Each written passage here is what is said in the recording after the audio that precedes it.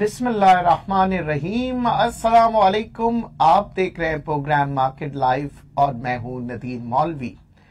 हमेशा की तरह यही कहता रहता हूं, मार्केट में ध्यान से काम करें, रिस्क मैनेजमेंट को मद्देनजर रखते हुए इन्वेस्टमेंट करें और साथ साथ ये भी कहता हूं कि जो जज्बात होते हैं हमेशा नहीं रहते हैं। स्टॉक मार्केट में बहुत ही जोश और जज्बे के साथ लोग काम करते हैं और मार्केट भी उसी जज्बे को देखते हुए ऊपर जाती है और फिर नीचे आ जाती है।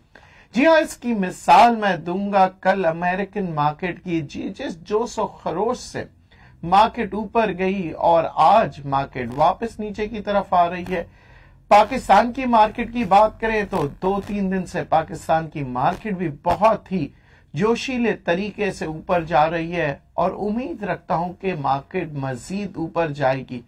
मगर अगर हम ऑयल की बात करें तो ऑयल जो है 8 महीने बाद इतनी तेजी से ऊपर गई और फिर आज 1.25% नीचे आ गई।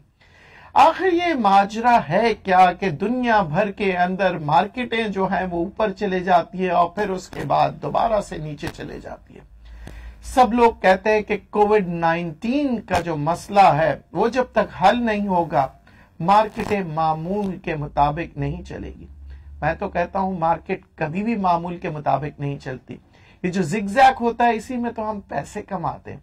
मगर हमें पता होना चाहिए कि कौन सी खबर की कितनी अहमियत है, क्योंकि खबरें तो बहुत सी होती हैं। स्टॉक मार्केट के अंदर आपने देखा है, ऑयल के अंदर अगर आप काम कर रहे हैं तो फिर उसकी खबरें अलग होती है।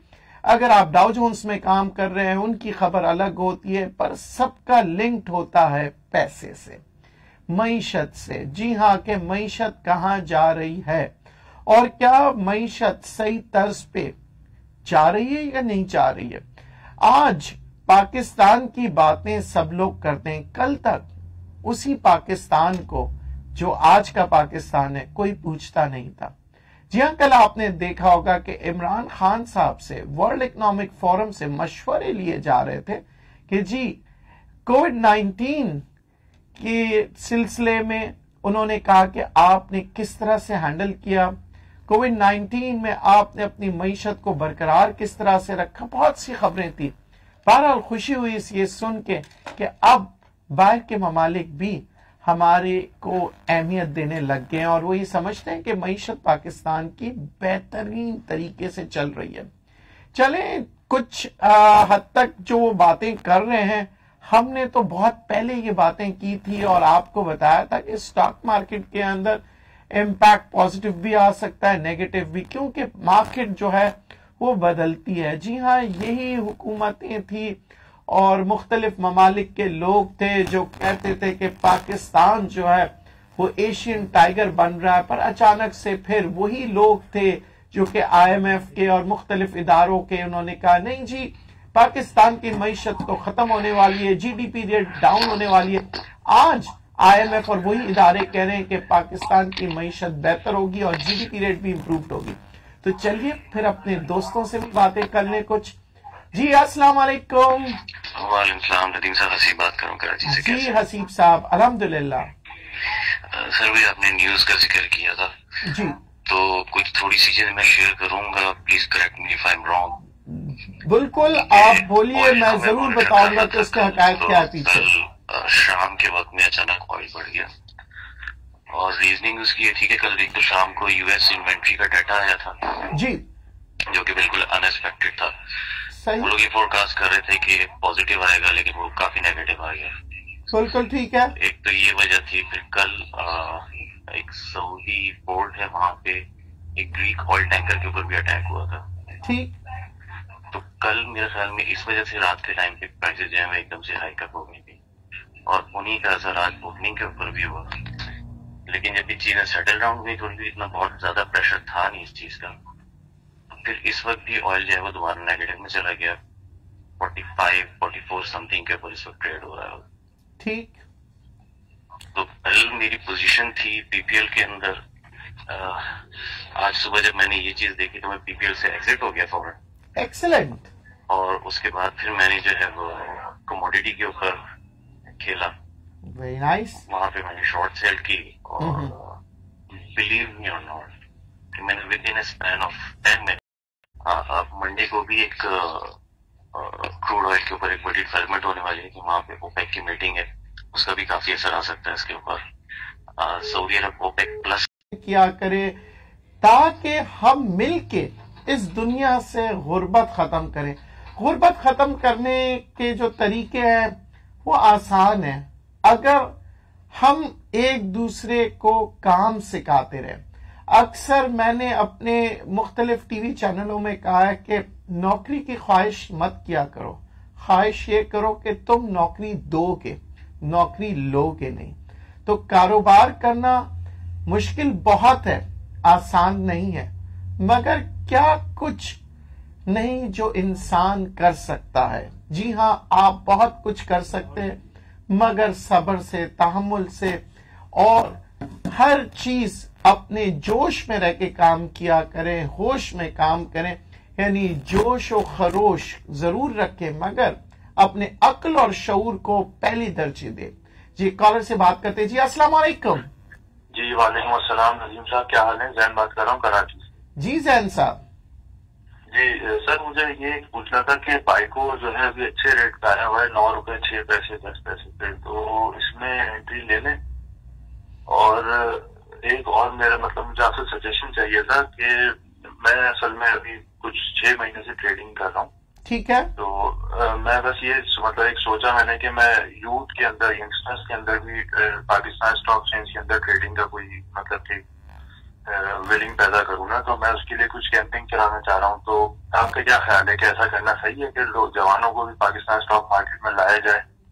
क्योंकि हर कोई बस यही कहता है कि मंदी है, मार्केट खराब है। मैंने भी यही सुना था शुरू में, लेकिन मेरा एक्सपीरियंस अच्छा है मार्केट के हवाले से, तो मैं चाहता हूँ कि लोगों को अवेयरनेस हो इस बारे में। तो एक इसका भी मुझे बताएं कि क्या ऐसा करूं मैं, सही लगेगा? देखें, बिल्कुल कीजिए, क्योंकि ये आप अगर अच्छे सेंस में, अच्छी नीयत के साथ कर रहे हैं तो इस काम में आपको सवाब है। मैं इसलिए कहता हूं कि बहरहाल आप किसी भी काम को करें, ये काम क्या, किसी भी काम को अगर आप किसी को सिखाते हैं, कारोबार करना, तिजारत करना, ये सब सवाब है और अच्छा काम है। अब बात ये, स्टॉक मार्केट में थोड़ा सा लोग घबराते हैं और इसकी मार्केटिंग करते हुए भी लोग घबराते हैं कि कहीं ये ना हो कि दूसरा शख्स हार जाए तो वो ये कहे तो तुमने तो मुझे मरवा दिया। क्योंकि कहते हैं ना, बद से बदनाम बुरा। पाकिस्तान स्टॉक एक्सचेंज जो है वो बदनाम ज्यादा है, बुरा कम है। मुख्तलिफ इदारों में आप जाएं, मुख्तलिफ कारोबार करें, देखें कितनी बुराइयां हैं, कितने लोग नुकसानात करते हैं, मगर बदनाम नहीं है। यहां पे मैं समझता हूं इसलिए स्टॉक एक्सचेंज में काम करना अच्छा है, क्योंकि आप 5,000 रुपए हो, 10,000 रुपए हो, आप इसके अंदर काम कर सकते हैं। और मैं अक्सर कहता हूं कि सेविंग्स जो है ना, वो आपको कभी ना कभी काम देगी।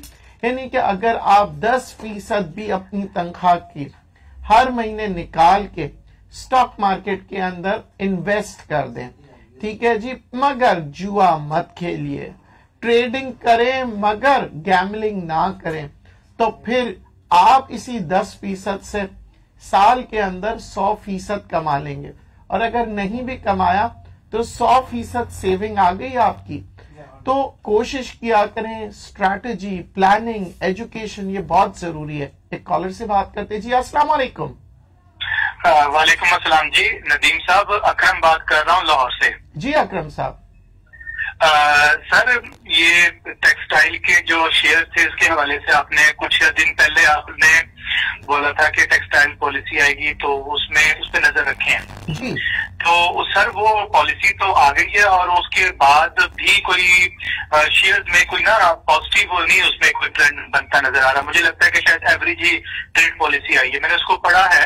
तो लेकिन मुझे इस तरह से लग रहा है कि जो उसका कोई खास इम्पैक्ट जो टेक्सटाइल सेक्टर ने नहीं लिया।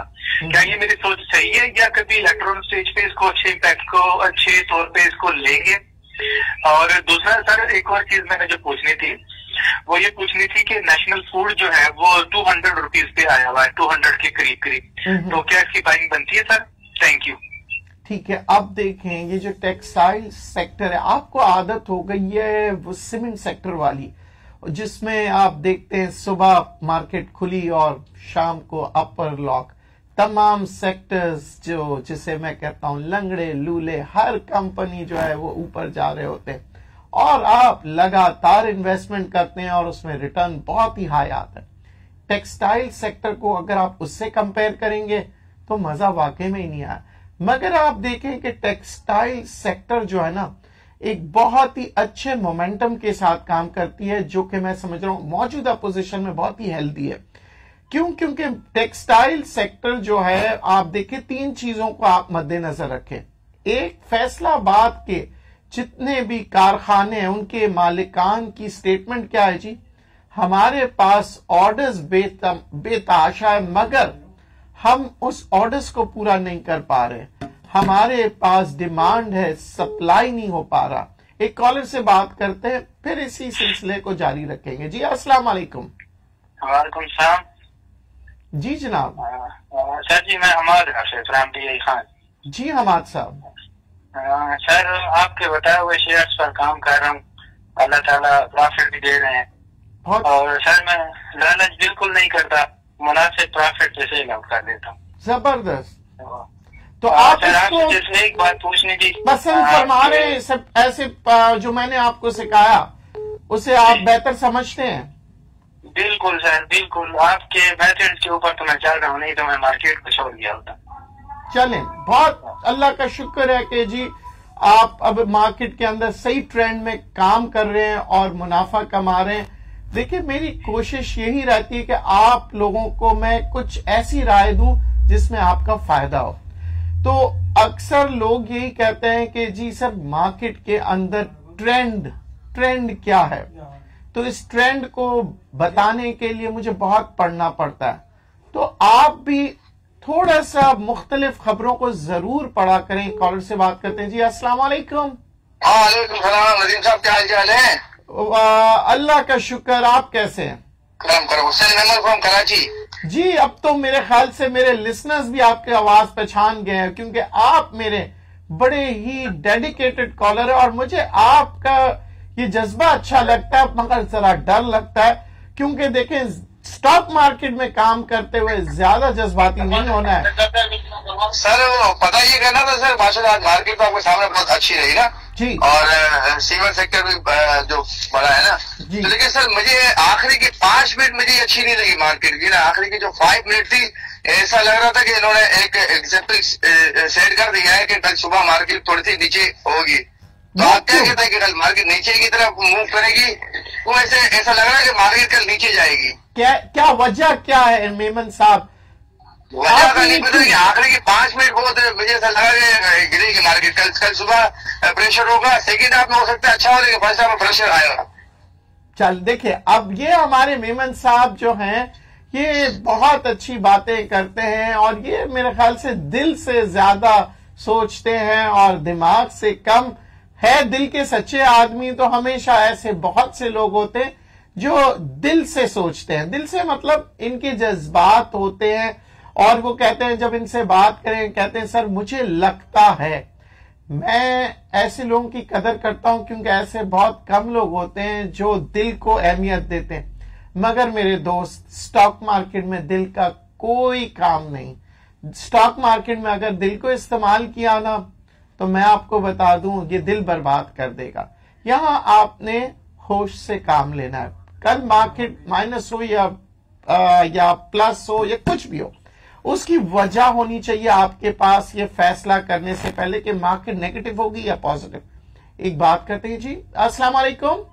जी वालेकुम अस्सलाम नदीम साहब, जैन फ्रॉम कराची। वो एक सवाल रह गया था, बाइकों की एंट्री बनती है अभी इस टाइम पे नहीं बनती है, क्या करें? थोड़ा सा सजेस्ट कर दें आप। बाइकों के लिए मैं समझता हूं थोड़ी सी एंट्री डाल लीजिएगा, क्योंकि ऑयल इंटरनेशनल मार्केट में जिस तरह से जंप कर रहा है तो ऑयल के जितने भी सेक्टर्स है, देखिए ओजीडीसी की तो आज खबर थी कि डिस्कवरी आई है।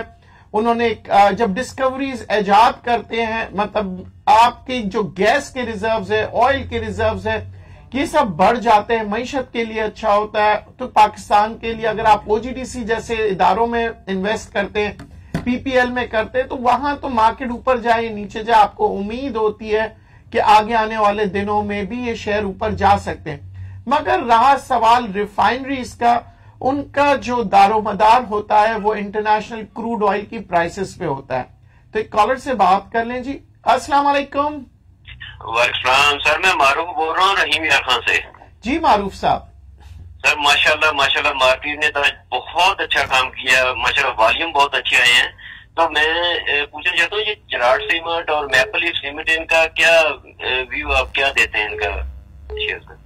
जी दोनों शेयर्स जो है आप इन्वेस्ट कर सकते हैं। और आपने ये बड़ी अच्छी बात कही, पिन पॉइंट किया वॉल्यूम के ऊपर। आप देख रहे थे कई दिनों से वॉल्यूम नहीं आ रहा था, खास तौर पे 3 दिन पहले की अगर हम बात करें, 4 दिन पहले की बात करें, जब मार्केट मंदी में थी वॉल्यूम नहीं आ रहा था। यानी कि मैं उस वक्त आप लोगों से कह रहा था कि मार्केट खबर का इंतजार कर रही है, मार्केट चाह रही है किसी डायरेक्शन की तरफ जाने, और उस डायरेक्शन को जाते हुए 2 दिन लगे।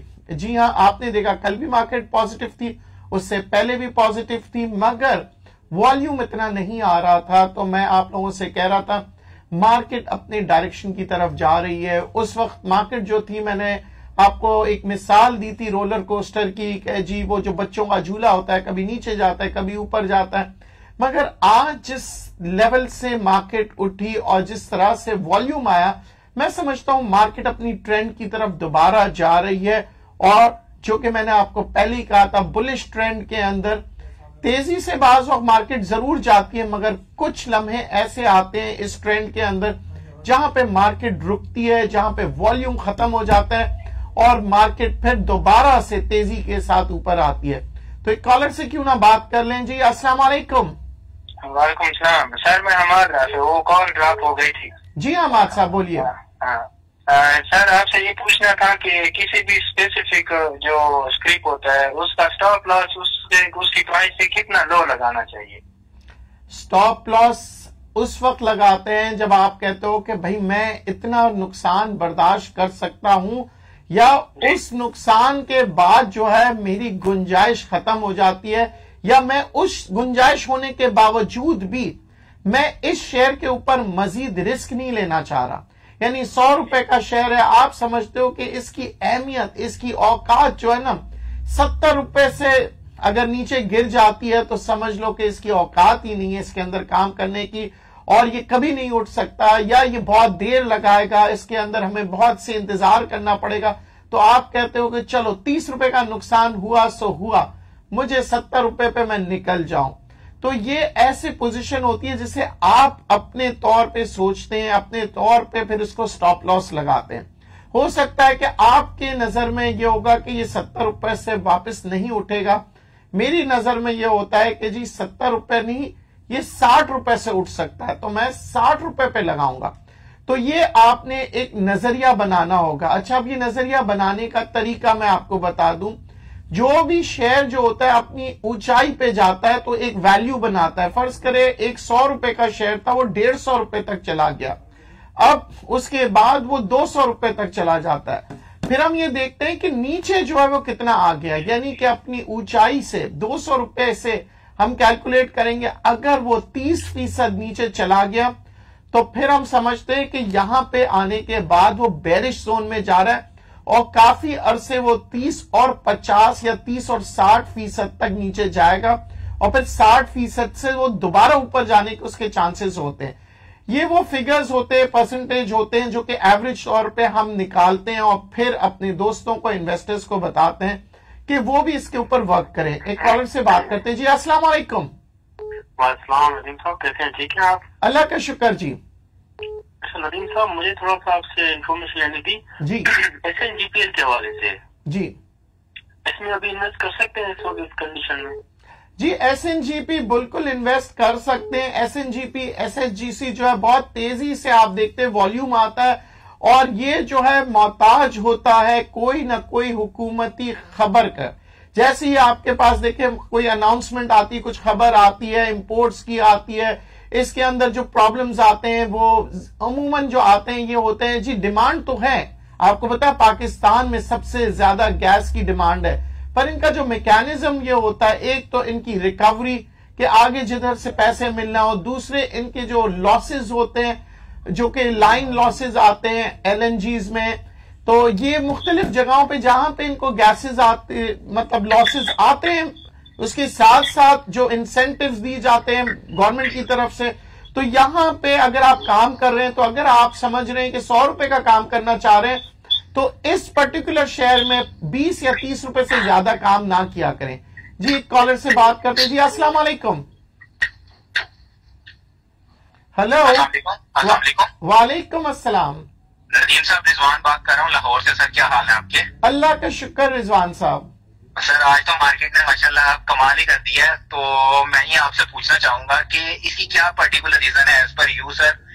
कुछ लोग ये कह रहे हैं कि कोविड-19 की जो वैक्सीन है जो कि 12 दिसंबर को लॉन्चिंग है जिसकी, वो एक फैक्टर है। कुछ लोग इसको जो क्रूड ऑयल के जो प्राइसेस हैं वो दोबारा से अप होना शुरू हो गई हैं, उसको फैक्टर कह रहे हैं। और थर्ड एक थॉट पाई जा रही है कि जो मार्केट है अपनी की सपोर्ट लेवल से जो है ना उसने बाउंस बैक किया है, जो कि इसकी मेन रीजन है ये ऊपर जाने की।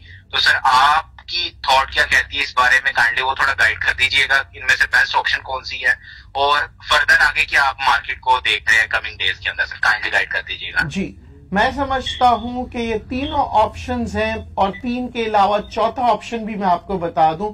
चौथा ऑप्शन ये है कि इन्वेस्टर ये देख रहा है, खास तौर पे दुनिया भर के अंदर स्मार्ट लॉकडाउन को सराहा जा रहा है। तो इन्वेस्टर ये देख रहा है कि जब पहले कोविड-19 हुआ था तो इस स्मार्ट लॉकडाउन की वजह से मईशत चली थी। आपको याद होगा इसी स्मार्ट लॉकडाउन की वजह से इंटरेस्ट रेट्स को नीचे किया गया था और सनदों ने मुनाफा दिखाया था। अब इस दफा जो है वो क्या चीज मिला है सनतकारों को जिससे फायदा होगा? पिछले कोविड पे तो इंटरेस्ट रेट्स की कमी थी, इस साल उससे भी बड़ी मैं समझता हूं इंसेंटिव दी गई है गवर्नमेंट की तरफ से, वो है बिजली की कीमतों में कमी। जी हां, जिसकी वजह से अब आप देखेंगे सनतें जो है वो चलने लग गई हैं और मजीद प्रॉफिट देगी। और जो खौफ था कि इंटरेस्ट रेट्स कहीं बढ़ ना जाए, वो खौफ भी खत्म हो गया। तीसरा खौफ कि जी लॉकडाउन की तरफ ना चले जाए, वो भी खत्म हो गया, क्योंकि इमरान खान साहब ने वाज़ेह तौर पे दुनिया के आगे यही कहा कि जी हम लॉकडाउन की तरफ न सोचा था न सोचेंगे। एक कॉलर से बात करते हैं। जी अस्सलाम वालेकुम।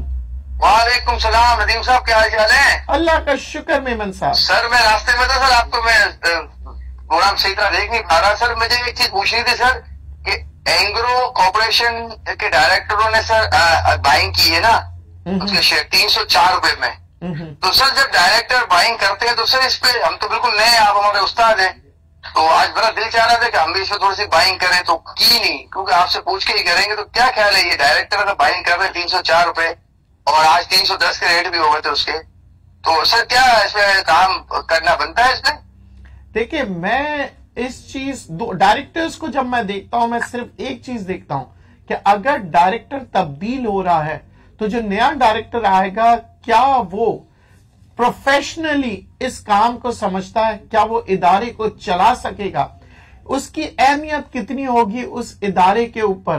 फिर मैं उस डायरेक्टर के जो है ना वजह से मैं शेयर लेता हूं। फिर दूसरी जानिब जब मैं देखता हूं कि कंपनी कैसी है, एंग्रो बेहतरीन कंपनी है। तीसरी जानिब क्या एंग्रो जो है डिविडेंड देती है? जी हां, अगर डिविडेंड दे रही है, कंपनी अच्छी है और फ्यूचर ग्रोथ, डाइवर्सिफाई कंपनी है एंग्रो जो है, तो यहां पे एंग्रो की तरफ अगर आप इन्वेस्टमेंट करते हैं तो जरूर करें, मगर स्ट्रैटेजी के साथ, क्योंकि एंग्रो जिस तेजी से ऊपर जाता है उसी तेजी से बल्कि उससे कई ज्यादा तेजी से नीचे भी जाता है। तो यहां पे आपने स्ट्रैटेजी बनानी है, अपने लॉसेस को कवर करने के लिए प्लान बनाना है और ये सोचना है कि अगर ये नीचे जाएगी तो क्या मैं उस लेवल तक बर्दाश्त कर सकूंगा या नहीं। शेयर्स तमाम अच्छे होते हैं और खास तौर पे एंग्रो की अगर बात की, एंग्रो बेहतरीन शेयर्स है, पर आगे आने वाले दिनों में क्या एंग्रो परफॉर्म करेगा, ये तो बातें हैं अक्सर लोग करते हैं कि जी बहुत ऊपर चले जाएगा, पर क्या आपने ये सोचा है कि क्या एंग्रो नीचे जा सकता है? मैं अक्सर शेयर लेने से पहले डाउन साइड को देखता हूं, अप साइड को बाद में, क्योंकि अगर नीचे नहीं जाएगी तो ऊपर तो जाएगी। तो सबसे पहले आपने क्या करना है, मार्केट नीचे की देखनी है। ऊपर गई तो आपका फायदा है, नीचे गई तो क्या आप प्रिपेयर्ड है मार्केट के लिए? तो ये जरूर स्टॉक मार्केट में कहीं पे भी आप काम कर रहे हो, चाहे डाउ जोन्स हो या पाकिस्तान स्टॉक एक्सचेंज हो, आप जहां पे भी काम करते हैं आप देखा करें कि आप लॉस कहां तक बर्दाश्त कर सकते हैं।